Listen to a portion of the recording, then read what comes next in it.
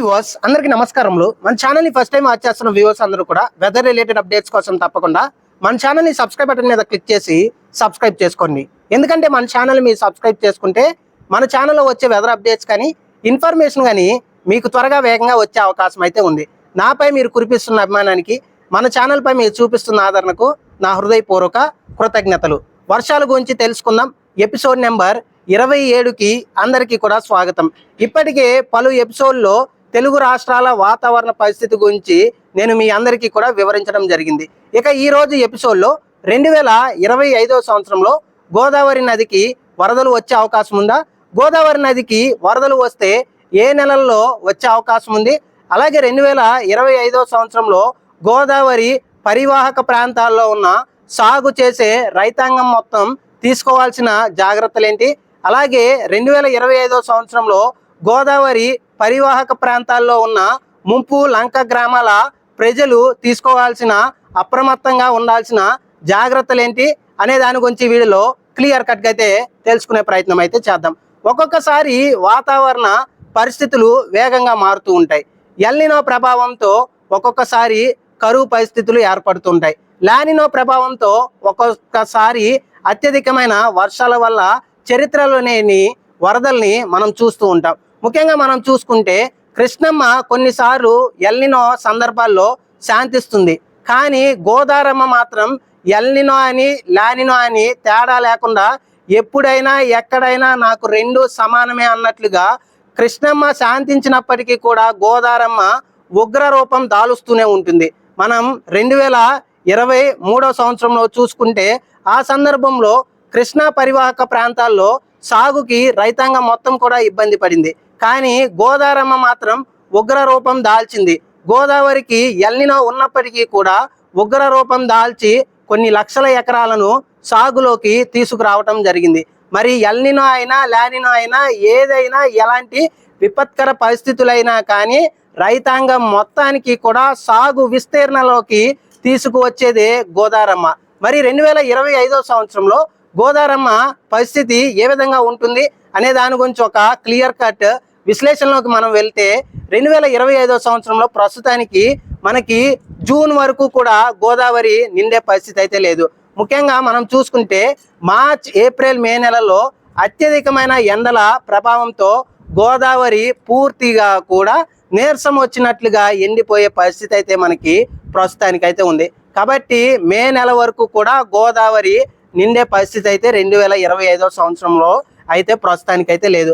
కానీ జూన్ నెల వచ్చేసరికి మనకి ఒక పక్కన నైరుతి ఋతుపవనాలు, మరొక పక్కన ఉత్తర బంగాళాఖాతంలో మొదలయ్యే అల్పపీడనాల ప్రభావంతో మెల్లిమెల్లిగా ఒడిశా రాష్ట్రం, అలాగే ఛత్తీస్గఢ్, అలాగే మనం చూసుకుంటే ఆంధ్రప్రదేశ్, తెలంగాణ రాష్ట్రంలోని కొన్ని ప్రాంతాల్లో వర్షాలు అయితే మొదలవుతాయి. ముఖ్యంగా మనం చూసుకుంటే తూర్పు తెలంగాణ, ఉత్తర తెలంగాణ, అలాగే ఉత్తర ఆంధ్ర, మధ్య ఆంధ్ర, ఛత్తీస్గఢ్ ప్రాంతాల్లో జూన్ నెల నుంచి అల్పపీడనాల ప్రభావంతో వర్షాలు అయితే మొదలవుతాయి. కాబట్టి ముఖ్యంగా మనం చూసుకుంటే జూన్, జూలై, ఆగస్టు, సెప్టెంబర్ నెలల్లో మనకి 2025 సంవత్సరంలో గోదావరి ఉగ్ర రూపం దాల్చి ఉధృతిగా ప్రవహించడానికి అవకాశాలు, సూచనలు అయితే ఉన్నాయి. ఇక ఒకసారి నెలల వారీగా చూసుకుంటే మనకి మార్చి నెలలో నిండటానికి గోదావరి 0 సార్లు నిండే అవకాశం ఉంది. అలాగే ఏప్రిల్ నెలలో 2025 సంవత్సరంలో నిండే అవకాశం 0 ఉంది. అలాగే మే నెలలో 0 అవకాశాలు నిండే అవకాశం ఉంటే జూన్ నెలలో 0 నుండి 1 సారి, అంటే అసలు నిండకపోవచ్చు, నిండితే ఒకసారి నిండవచ్చు జూన్ నెలలో. ఇక జూలై నెల విషయానికి వస్తే 1 సారి నుండి 3 సార్లు వరకు, అంటే జూలై నెలలో గోదావరి ఒకసారి పూర్తి స్థాయిలో నిండి, లేదంటే ఎక్కువగా 3 సార్లు వరకు మనకి నిండడానికి అవకాశాలు అయితే ఉన్నాయి. అలాగే ఆగస్టు నెలలో మనం చూసుకుంటే 2 సార్లు నుండి 4 సార్లు వరకు గోదావరి ఉగ్ర రూపం దాల్చే అవకాశం అయితే ఉంది. ఇక సెప్టెంబర్ నెలలో మనం చూసుకుంటే 1 సారి నుండి 3 సార్లు వరకు మనకి గోదావరి ఉగ్ర రూపం దాల్చే అవకాశం అయితే ఉంది. ఇక అక్టోబర్ నెలలో మనకి 0 నుండి 1 సారి, అసలు ఉగ్ర రూపం దాల్చకపోవచ్చు, ఉగ్ర రూపం దాలిస్తే ఒకసారి ఉగ్ర రూపం దాల్చే అవకాశం అయితే ఉంది. ఇక నవంబర్ నెలలో కూడా 0 నుండి 1 సారి ఉగ్ర రూపం దాల్చే అవకాశం ఉంది. డిసెంబర్ నెలలో మ్యాక్సిమం ఉగ్ర రూపం దాల్చే అవకాశం లేదు. ఏమైనా తుఫాన్ అనుకోకుండా తుఫాన్ వస్తే మాత్రమే గోదావరికి ముఖ్యంగా వరద వచ్చే అవకాశం ఉంది, మ్యాక్సిమం లేదంటే డిసెంబర్ నెలలో కూడా మనకి గోదావరిలో ఎలాంటి వరద ఉధృతి చూసే అవకాశం అయితే లేదు. కాబట్టి ఓవరాల్గా మనం చూసుకుంటే మనకి 2025 సంవత్సరంలో గోదావరిలో తక్కువలో తక్కువగా 2 సార్లు నుంచి ఎక్కువలో ఎక్కువగా 6 సార్లు వరకు వరద ఉధృతి చూసే అవకాశం ఉంది. దీని ప్రభావంతో లంక గ్రామాల ప్రజలు ముంపుకి గురయ్యే అవకాశం ఉంది. అలాగే ముఖ్యంగా మనం చూసుకుంటే ముంపు ప్రాంతాల్లో ఉన్న రైతులకి కొంతమేర నష్టం కూడా వచ్చే అవకాశం అయితే ఉంది. ఇది ఓవరాల్గా ఏ నెలలో గోదావరికి ఉధృతి వచ్చే అవకాశం ఉంది అనే దాని గురించి క్లియర్ కట్గా అప్డేట్. ఇక ముఖ్యంగా గోదావరి మీద కొన్ని లక్షల ఎకరాలు ఆయకట్టు అయితే సాగులోకి ప్రతి సంవత్సరం కూడా వస్తుంది. ఎల్నినో వల్ల గోదావరికి ఏమైనా ఇబ్బందికర పరిస్థితులు, కరువు వచ్చే అవకాశం ఉందా అంటే చాలా చాలా తక్కువగా ఉంది. ఎందుకంటే మనం చూసుకుంటే ఏదైనా ఎల్నినో వచ్చినప్పటికీ కూడా మనకి నైరుతి ఋతుపవనాలతో పాటుగా జూన్ నెల నుంచి కూడా ఉత్తర బంగాళాఖాతంలో అల్పపీడనాలు స్టార్ట్ అయిపోతాయి. ఎప్పుడైతే ఉత్తర బంగాళాఖాతంలో అల్పపీడనాలు, వాయుగుండాలు స్టార్ట్ అవుతాయో జూన్, జూలై, ఆగస్టు, సెప్టెంబర్ వరకు కూడా మనకి అనుకూలమైన పరిస్థితులు అయితే ఉత్తర బంగాళాఖాతం, మధ్య బంగాళాఖాతంలో ఎల్నినో ఉన్నప్పటికీ కూడా మనకు ఉండే అవకాశం అయితే ఉంది. కాబట్టి జూన్ నుంచి కూడా మనం చూసుకుంటే అక్టోబర్ వరకు ఈ సమయంలో మనం చూసుకుంటే ఉమ్మడి విశాఖ, విజయనగరం, శ్రీకాకుళంతో పాటుగా తూర్పు గోదావరి, పశ్చిమ గోదావరి, కృష్ణా, గుంటూరు జిల్లాలతో పాటుగా ఉమ్మడి ఖమ్మం, నల్గొండ, అలాగే వరంగల్, కరీంనగర్, ఆదిలాబాద్తో పాటుగా హైదరాబాద్ నగరంలో చాలా చోట్ల అత్యధికమైన వర్షాలు ఎల్నినో ఉన్నప్పటికీ కూడా నమోదయ్యే సూచనలు అయితే ఉన్నాయి. కాబట్టి దీంతో పాటుగా ఛత్తీస్గఢ్ రాష్ట్రంలో కూడా ఉత్తర బంగాళాఖాతంలో ఏర్పడే అల్పపీడనాలు తీరాన్ని తాకిన తర్వాత ఆ గమ్యాన్ని ఛత్తీస్గఢ్ అలాగే ఉత్తర తెలంగాణ వైపుగా ప్రయాణం చేసే సందర్భంలో అత్యధికమైన వర్షాలు కురిపించే సూచనలు కూడా ఉన్నాయి. కాబట్టి ఎల్నినో ఉన్నప్పటికీ కూడా ఛత్తీస్గఢ్ రాష్ట్రంతో పాటుగా తూర్పు, ఉత్తర తెలంగాణ, గోదావరి జిల్లాల్లో నమోదయ్యే జూన్ నుంచి అక్టోబర్ వర్షాల వల్ల ఎలాంటి లోటు లేకుండా గోదావరి ఈ సంవత్సరం కూడా ఉధృతిగా ప్రవహించే అవకాశం ఉంది. భద్రాచలం దగ్గర ఈ సంవత్సరం కూడా వరద ఉధృతి మనం చూసే అవకాశం ఉంది. 55 అడుగుల కంటే ఎక్కువగా మనము 2 సార్లు నుంచి 6 సార్లు వరకు కూడా మనం భద్రాచలం దగ్గర చూడటానికి ఎక్కువగా అవకాశాలు అయితే ఉన్నాయి. మరొక పక్కన మనం చూసుకుంటే ధవళేశ్వరం దగ్గర కూడా ఈ సంవత్సరం అనుకున్న స్థాయిలోనే మనకి వరద ఉధృతి వచ్చే అవకాశం ఉంది. సాగునీటికి ఎలాంటి డోకా లేకుండా, తాగునీరుకి ఎలాంటి ఇబ్బంది లేకుండా ఈ సంవత్సరం గోదారమ్మ రైతులకి, ప్రజలకి అందుబాటులోనే ఈ వరద ఉధృతి సముద్ర పాలు అవుతున్నప్పటికీ కూడా సరిపోయినంత వర్షాలు అలాగే సరిపోయినంత నీటితో ఈసారి మరొకసారి సాగునీరుని, తాగునీరుని ప్రజలకు, రైతులకి తన వర్షం రూపంలో వర్ణుడు కరుణిస్తే తన దారల రూపంలో గోదారమ్మ రైతుల్ని, ప్రజల్ని పులకరింప చేసే అవకాశం అయితే ఉంది.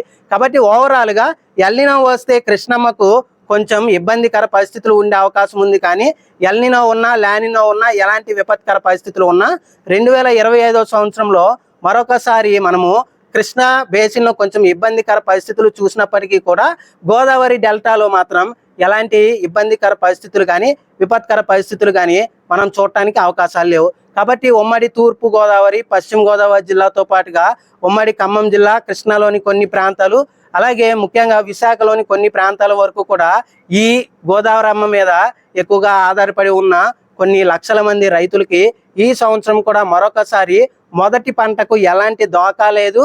సకాలంలోనే జూన్ నుంచి కూడా అక్టోబర్ వరకు కూడా ఈ మధ్య ప్రాంతంలో ఏర్పడబోయే అల్పపీడనాలు, వాయుగుండాలు, అలాగే ముఖ్యంగా మనం చూసుకుంటే నైరుతి ఋతుపవనాల ప్రభావంతో వర్షాలు సకాలంలోనే గత సంవత్సరాలతో పోలిస్తే కొంచెం 1-2 ప్రాంతాల్లో తక్కువగా పడినప్పటికీ రెండో పంటకి ఇబ్బంది కొన్ని ప్రాంతాల్లో ఉన్నప్పటికీ కూడా మొదటి పంటకు ఎలాంటి డోకా లేకుండా గోదారమ్మ ముఖ్యంగా మనం చూసుకుంటే అన్ని ప్రాంతాల్లో ఏదైతే గోదావరి ఉగ్రరూపం దాలుస్తుందో వాటి అన్ని చోట్ల కూడా విస్తరణకు, సాగుకి ఎలాంటి ఇబ్బంది లేకుండా ఈ సంవత్సరం కూడా గోదారమ్మ కరుణించే అవకాశం అయితే ఉంది.